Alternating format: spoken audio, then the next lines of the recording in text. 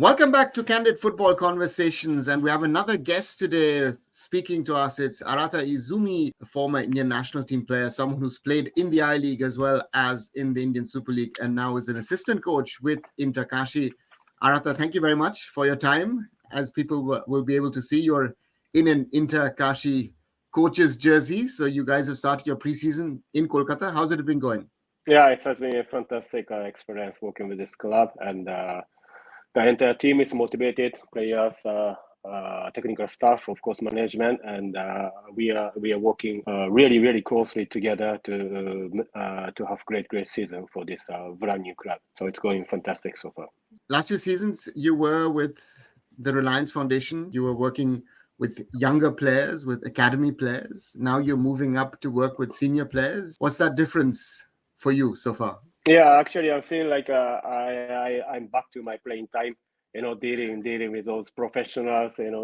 Of course, my role is completely different, but still, the approach, the demands. This atmosphere doesn't change whether coach or the player. So, I think I'm very much adapting to this environment, and I feel like okay, I finally came back where I belong to. So, I'm pretty much excited and enjoying. And you are back in the city to which you originally came in India when you came to India in 2006 in Kolkata.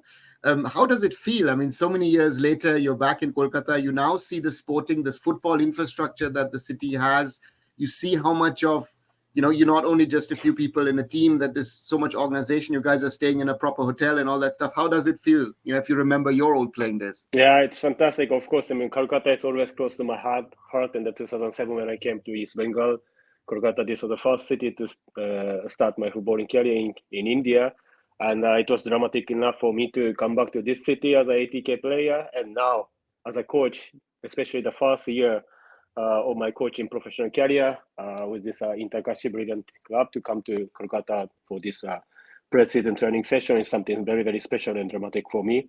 And looking at the facility, looking at the condition of each aspect has improved dramatically so much since I came to this country, and I think that is super exciting, a positive sign that the Indian football is going towards a bright future. And that's the question. Now you're a coach. You see it differently. You most probably see it holistically, differently than you were as a player. Generally speaking, Indian football, where do you see Indian football at the moment? I think the biggest difference is the players have that professionalism now. It's very clear, and that is I'm not comparing to the previous players, but I think that the environment and the atmosphere, and it is demanding from player to be more disciplined, to be more fit, because the football changes year by year, and now the football is actually becoming super physical, and players demanding for this physicality is super high, and player has to cope up with that demand. And the players are realizing that is eventually automatically making them more professional on and off the pitch. That's, I feel, the biggest difference. And today, that's why we see a lot of local players can shine in ISL much more than previous series. And that is just a very positive side of what I'm seeing. And that is great to see. Coming to talk about a topic that we featured on Candid Football Conversations quite a lot, and we've discussed it quite a lot, and you, of course, are the role model for that, is the topic of players of Indian origin getting to play for the Indian national team. The topic is hot again. The FF has constituted a task force to look into the matter. How do you see it? I mean, you are the one who has made it. You came to India. You started playing in India. You then said you wanted to play for India. It took quite a long time for you to get an Indian passport. What do you say? What should the AFF do? And has anyone actually approached you to be part of the task force? Not particularly from AFF side about this task force, but I'm aware of this project going on. So yeah, I think it is pretty much interesting to see how it's going to go.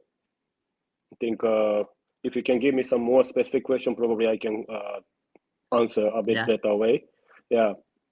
And it took you a long time to get an Indian passport. I mean, the process, we've had a young boy from Belgium, Triman Ravir, coming over in the summer trying to get an Indian passport and think he can get it quickly and then start playing in India.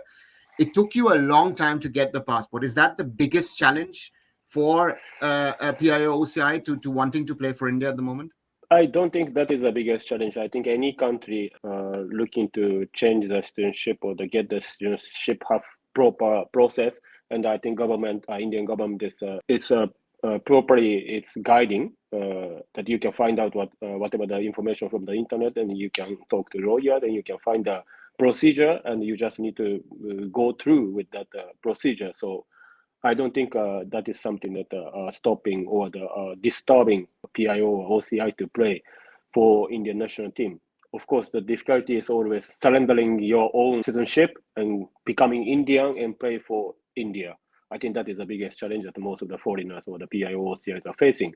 But I personally, I think that is the minimum criteria to play for any countries if you are willing to represent the country. That's my personal opinion. Of course, I'm aware of a lot of countries allow to dual citizenship and allow them to play for their own country, and I think that is their decision, and that is totally okay and fine. It's up to them. But I like to talk from my point of view. Looking at India, I understand that India, the huge country, the huge pool of talents. If it's the player or individuals willing to do the proper process and becoming Indian and play for Indian national team, I think that's a great commitment and love and passion shown by the individual towards India. So probably that might be my opinion. It's very difficult to explain this, but that's how I felt and took my steps. So yeah. But when was this? When was this step? I mean, was it clear to you when you came to India to play professional football that you wanted to switch nationality, or did it come later for you? So since I came to India, there was always rumor, when Arata is going to play for Indian national team, PL can play, OCI can play, and no one was clear about it. And I myself was not thinking much about it. Oh yeah, if there's an opportunity, I would love to. That kind of a stance I was, but eventually I spend it time year by year. Things becomes more clear that okay, you cannot play as an Indian PIO or the OCI, but you have to become an Indian national. Then to become an Indian national, I have to give up my Japanese passport. That is when that was 2009 or 10. Yeah, that time. That is a time that I really started to study and talk to people. What is the actual procedure and what is the criteria that I have to actually to even apply to stand a chance for the same. So yeah, it took a lot of effort and it took a lot of effort, but I think that is how it is. So did you get help to in the process, or did you do it all on your own with the support of, as you said, with most probably lawyers and other people?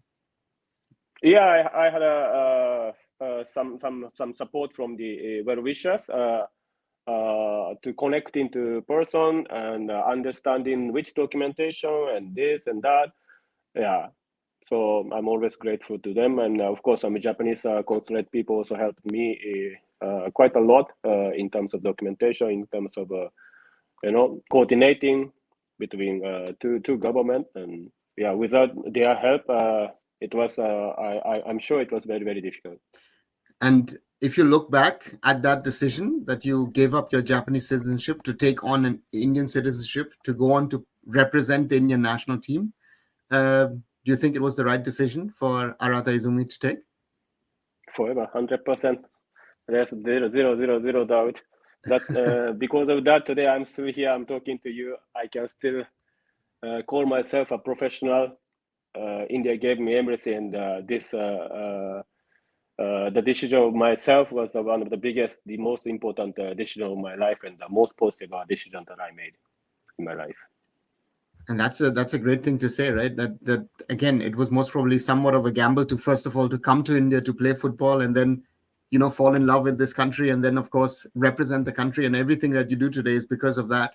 You've experienced it again, of giving up your Japanese citizenship, taking on your Indian citizenship. What would be your advice to the boys? Of course, some of them play in the top leagues in Europe, in North America. They're in a little bit of a different situation. They're not in a situation of coming to India. We've had other players who came to India during your time, but didn't really make it as PIO players when the quota was started. What would be your advice to those players? Should they risk it to play for India? First of all, you shouldn't think it's a risk. I think first of all, you should think it's an honor. It is something that you can give your 100% commitment. Then only you should think about it. Don't think any other angle. That my, I mean, if there's a so-called advice, then that will be my advice to those players, because you can't do things. This you cannot do this with a half-hearted. You got to give all. Then only you may stand the chance to make it happen. Then if you can make it happen, you are lucky enough, just like me. I was just lucky. As simple as that. So it's rather than calling a risk, calling it an opportunity. And I think the important thing that you want to make is most probably the commitment. There needs to be 100% commitment towards India, towards representing India. Yes, of course, opportunity and honor. This is an honor. Trust me. And that's it, right? If you see the younger boys coming back to, you're a coach now.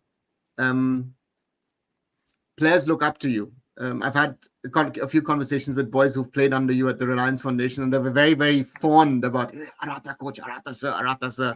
So, what do you tell these boys? I mean, becoming professional itself is very, very tough, especially in the environment that there is in India today. There are lots of kids who are trying to become professional players. What do you tell these kids? What do you tell also the younger players who are now in your squad at Inter Kashi, who want to reach the top level? What's the advice that you give them? Advice, I don't know if my advice helps them or not, but I'm always very, very honest to my feedback, and honest with my opinion. While I tell those players, I think that is what is most important. So if I feel, okay, you are not reaching the level, then I will straight away tell him, you are not reaching that level. Why? I will make sure I convince him. So what he should be doing. And I always talk to, especially the young champs boys. Many people say football is my life, but for me, football is part of life. The life is bigger than football for me. And football is not only one way is a success, right? So of course, many players want to be a top player or becoming professional football player. That is a dream, no doubt about it. But not everyone can become a professional football player, top player. That is a fact. So if you cannot be, then are you losing out something, or you are a loser? No, definitely not. You are still making progress, and you are making that effort. And yeah, maybe you could not reach that objective that you actually wanted to achieve. But I am sure while you are going that process, you can find something else, and that itself is going to connect to your final objective. So football can connect from everywhere possible. So I always tell them, don't give up. Just keep following your dream, and then you will reach to your place. And I think that's a very important, right? Follow your dreams, but don't forget, sort of say, life. Again, football is my life is an easy thing to say, but again, there is more than just football, because there is family, there are friends, there is, what is your plan B? I always say to kids, right? What's your plan B if you do get injured? Maybe you don't get selected. There are different reasons for that, right? So how difficult is it to make these kids understand that you are trying to follow your passion, you're trying to follow your dream, but very, very few reach that top level that you are lucky to achieve? Yeah, it is extremely difficult for any of those ambitious youngsters or children to understand or even think about plan B. To be honest, I couldn't think about my plan B when I was following my dream, and that is okay.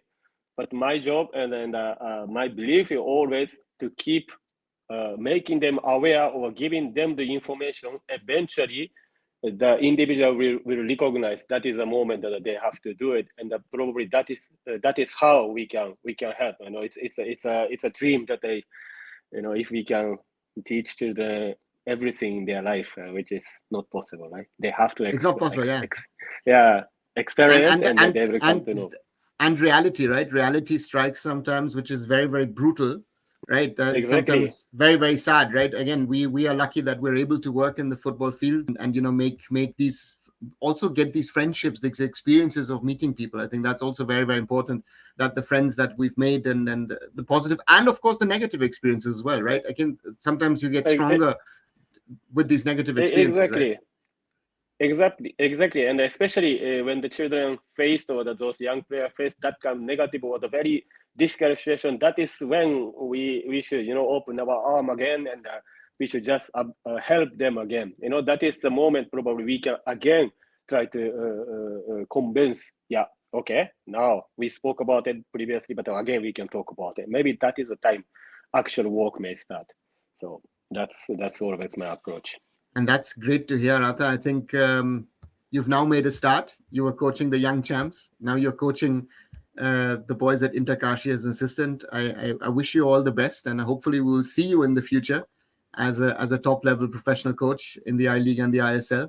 And thank you for your time. And I think very important is also the story, or your story, for players of Indian origin, overseas Indians who are thinking of playing for India, to understand how the whole thing works. So I thank you very much for this conversation. And as always, guys, like, share, and subscribe.